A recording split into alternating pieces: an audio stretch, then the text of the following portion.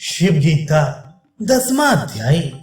श्री रामचंद्र बोले, हे भगवान, इस देह में ये जीव कहाँ वर्तमान है?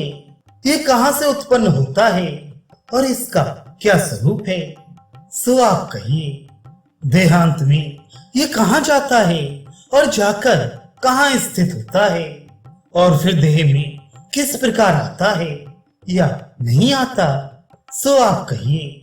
श्री भगवान बोले, हे महाभाग, बहुत अच्छी बात पूछी है, जो गुप्त से भी गुप्त है, जिसे इंद्रादि देवता और ऋषि भी कठिनता से नहीं जान सकते। हे रघुनंदन, मैं भी यह किसी दूसरे से कहना नहीं चाहता, परंतु तुम्हारी भक्ति से प्रसन्न होकर मैं कहता हूँ। मैं ही सत्य स्वरूप, ज्ञान स्वरूप, आनंद, परमानंद परमात्मा, पर ज्योति, माया से मोहित, जीवों को न दिखने वाला, संसार का कारण, नित्य विशुद्ध, संपूर्ण का आत्मा, सर्वांतर्यामी, निसंग, क्रिया रहित, सब धर्मों से परे, मन से भी परे हूँ। मुझे कोई इंद्रिय ग्रहण नहीं कर सकती। मैं संपूर्ण का ग्रहण करने वाला हूँ।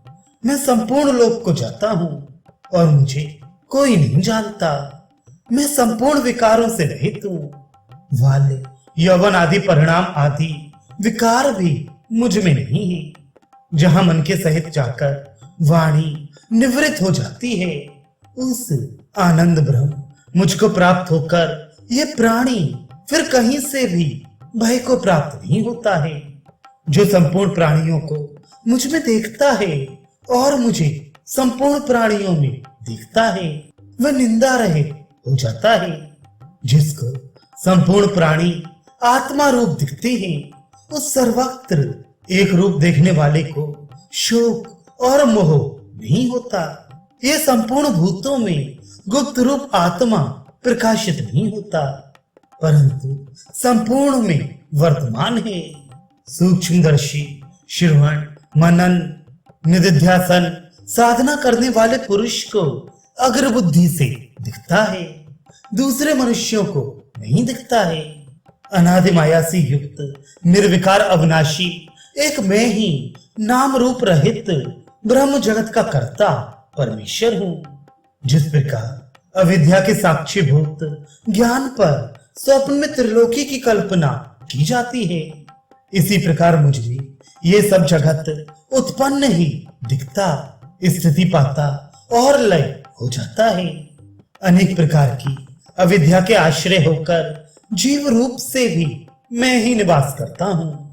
5 कर्मेंद्रिय और 5 ज्ञानेंद्रिय, मन, बुद्धि, अहंकार, चित्त, ये चारों पंच प्राण, ये सब मिलकर लिंग शरीर को उत्पन्न करती हैं। उसी लिंग शरीर में अविद्या युक्त ये चैतन्य का प्रतिबिंब पड़ता है। उसी को व्यवहार में जीव, क्षेत्रज्ञ और पुरुष कहते हैं। वही जीव अनादिकाल से पुण्य पाप से निर्मित हुए स्थावर जंगम आदि देहों में वास कर शुभ अशुभ कर्म का फल भोगता है। उसी को परलोक गति होगी, तथा वही जागृत, स्वप्न, सुषुप्ति इन अवस्थाओं का भोगता है। जैसे दर्पण के मलिन होने में मुख भी मलिन दिखता है, इसी प्रकार अंतःकरण के दोषों से आत्मा विकारी दिखता है। अंतःकरण और जीव इन दोनों के परस्पर अध्यास के कारण और एक भाव का अभिमान करने से परमात्मा भी दुखी सा प्रतीत होता है। वास्तव में सब दुख का धर्म अंतःकरण में है, जीव में नहीं। परंतु जिस प्रकार चंद्रमा का प्रतिबिंब जल में पड़ने से व जल के चलायमान होने से चलायमान विदित होता है, इसी प्रकार अंतःकरण के सुख दुख होने से वही जीव में जिस प्रकार की मारवाड़ देश में दोपहर के समय सूर्य की किरण रेत में पड़कर जल रूप से प्रतीत होती है, उसमें केवल अज्ञान से जाना जाता है। वो जल रूप नहीं, वास्तव में संताप ही करने वाली है। इसी प्रकार आत्मा भी निर्लेप है, परंतु वह मूढ़ बुद्धि वालों को अविद्या और अपने दोष के कारण कर्ता भोक्ता प्रतीत होता है। इस अन्नमय पिंड के स्थूल देह में हृदय के विषय जीव स्थित रहता है और नख के अग्रभाग से लेकर शिखा पर्यंत व्याप्त हो रहा है। सो तू सावधान होकर सुन, वही ये जीव मैं मनुष्य, मैं ब्राह्मण इत्यादि अभिमान करता हुआ इस मांस पिंड में स्थित है। नाभि से ऊपर और कंठ से नीचे अवकाश के स्थान को व्याप्त करके सदा स्थित रहता है। इतने ही स्थान के बीच में हृदय है, जिसका स्वरूप डंडी सहित कमल कली के समान है। उसका मुख नीचे को है, उसमें सूक्ष्म और सुंदर एक छिद्र है, उसी को दयाकाश कहते हैं। उसमें जीव रहता है। केश के अग्रभाग का 100वां भाग कर फिर उसका भी 100वां भाग करके जो प्रमाण किया जाए, वही सूक्ष्मता जीवों की जाननी चाहिए। वस्तुतः तो जीव के स्वरूप का प्रमाण नहीं है कि ऐसा है और इतना है। जिस प्रकार कदम्ब के फूल को मध्याई चारों ओर केसर होती है, इसी प्रकार से हृदय स्थान में सहस्त्रों नाड़ी निर्गत हुई हैं। वे हित और बल को देती हैं। इस कारण उनकी हित संज्ञा है। योगियों ने उन नाड़ियों की संख्या 72 सहस्त्र कही है। जिस प्रकार सूर्य से किरण निर्गत होती है, इसी प्रकार से वे नाड़ी हृदय से निकली हैं। उनमें 101 मुख्य नाड़ियों ने संपूर्ण शरीर को वेष्टित कर दिया है और प्रत्येक इंद्रियों में 10-10 नाड़ी हैं। उन्हीं के द्वारा विषयों का अनुभव होता है। ये नाड़ी सुख दुख, जागृत, स्वप्न आदि के साक्षात का कारण है। जिस प्रकार नदी जल को बहाती है, इसी प्रकार नाड़ी सुख दुख रूप फल को बहाती है। इन 101 नाड़ियों में से एक नाड़ी ऊपर अनंत नाम बहाती है और ब्रह्मरंध्र तक पहुंच गई है। जो अनंत अर्थात सुषुम्ना नाम नाड़ी है, उसमें प्राप्त होकर यह जीव मुक्त हो जाता है। जिस समय वह अंतःकरण कर्म आदि दोष शून्य होती है, उस समय यत्न करने से योगी का आत्मा इस नाड़ी में प्राप्त होता है। परंतु उस समय सदगुरु की कृपा और पूर्ण ज्ञान की आवश्यकता है, कारण कि ज्ञान द्वारा मुक्ति प्राप्त हो जाती है।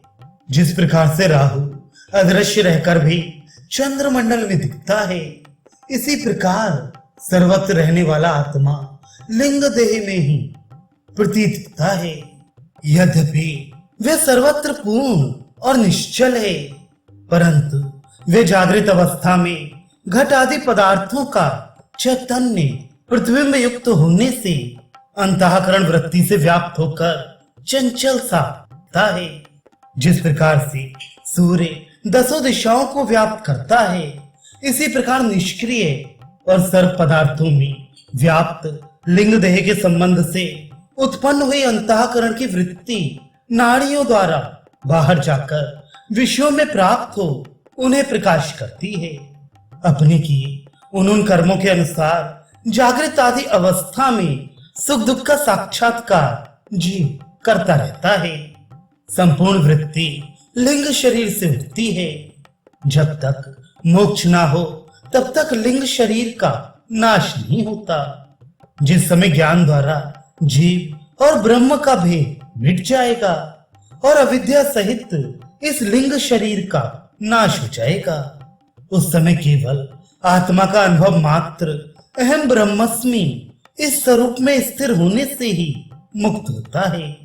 जिस प्रकार घट के उत्पन्न होते ही घटाकाश उसमें प्राप्त हो जाता है और उसके नष्ट होने से वह अपने स्वरूप में अवस्थान करता है, इसी प्रकार माया के नष्ट होने से आत्मा अपने स्वरूप में अवस्थान करता है।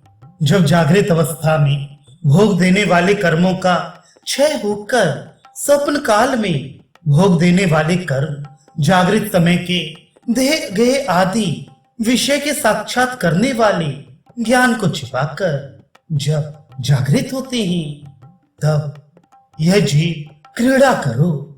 इस प्रकार से परमेश्वर की इच्छा से पूर्व अनुभव किया हुआ स्वप्न समय के विषय का जागृत होने पर यह मायावी अविद्योपाधि जीव माया की निद्रा की योग से जागृत अवस्था में भी स्वप्न से भिन्न स्वरूप अवस्था की ओर दिखता है। घटपट आदि विषय, बुद्धि आदि इंद्रिय और स्वप्न समय के भोग देने वाले पदार्थ की समान सब सृष्टि अंतःकरण ने कल्पना करी है। जिस प्रकार एक मनुष्य स्वप्न में अनेक मनुष्य देखता है, भोग भोगता और संसार की सब रचना भिन्न भिन्न जानता है, यथार्थ में एक ही है।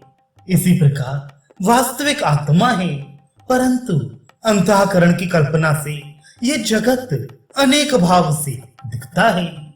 इन सबको देखने वाला स्वयं ज्योत आत्मा साक्षी रूप से इस अवस्था में अंतःकरण आदि सब पदार्थों की वासना भाव से की हुई असत्य होने से वे वासना रूपी ही है, और परमात्मा उसी स्थान में वासना मात्र से साक्षी है। जिस प्रकार जागृत अवस्था में कर्ता कर्म किया इत्यादि संपूर्ण कारणों से युक्त व्यवहार चलता है, इसी प्रकार पूर्व जन्म के किए कर्मों की प्रेरणा से वासना रूप प्रपंच है। परंतु जागृत अवस्था में प्रपंच की व्यवहार समर्थ होता है और स्वप्न अवस्था में कल्पित है। यही इसमें भेद है। संपूर्ण बुद्धि वृत्ति का साक्षी आत्मा स्वयं ही प्रकाश करता है। उस साक्षी का जो वासना मात्र साक्षीपना है उसे स्वप्न कहते हैं।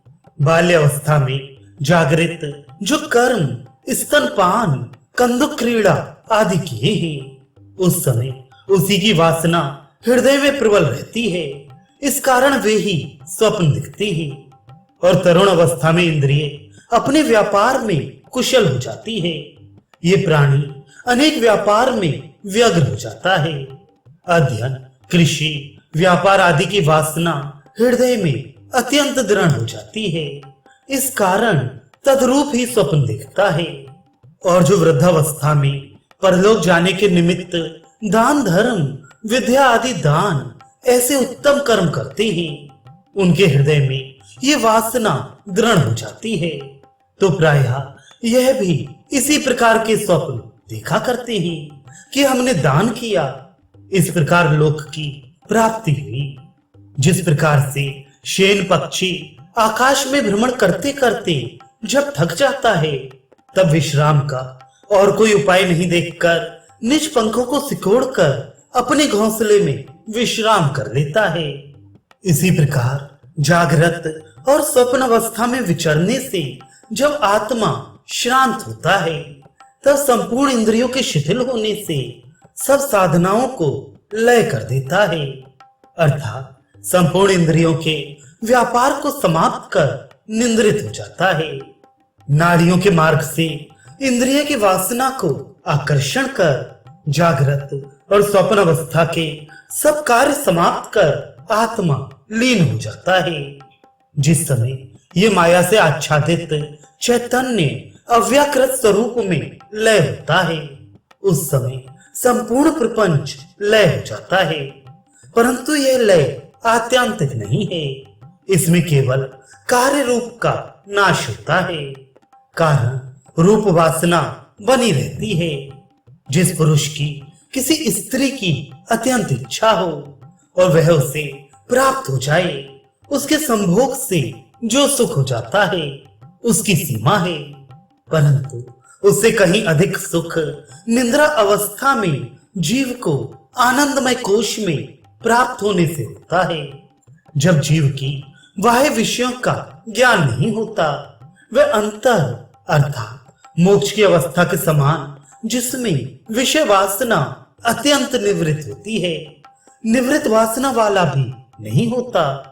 दूसरा कुछ भी ना जाना, केवल अज्ञान का ही अनुभव किया। परंतु यह अज्ञान भी साक्षी आदि की वृत्ति से अनुभव किया जाता है कि सुख से सोया यदि साक्षी ना हो तो सुख से सोने की स्मृति किसी प्रकार नहीं हो सकती, क्योंकि प्रगाढ़ निद्रा में सोते समय तो उसे सुख का अनुभव होता नहीं। उसके पश्चात जागृत होकर साक्षी के द्वारा जानता है। जागृत, स्वप्न, सुषुप्ति ये तीन अवस्था जैसी इस लोक की है वैसी देवलोक की है। सुषुप्ति के अंत में जब जागृत अवस्था आती है तो अपने कारण रूप जीव के प्रारब्ध कर्म से फिर इंद्रिय इस प्रकार जाग उठती है जिस प्रकार अग्नि से चिंगारियां उठने लगती हैं। इसी प्रकार सूक्ष्म रूप में लीन हुई इंद्रिय में उठती हैं। जिस प्रकार जल भरा हुआ घड़ा जल में डुबा दो और यदि उसे फिर से निकालो तो वह उस जल से भरा ही आता है।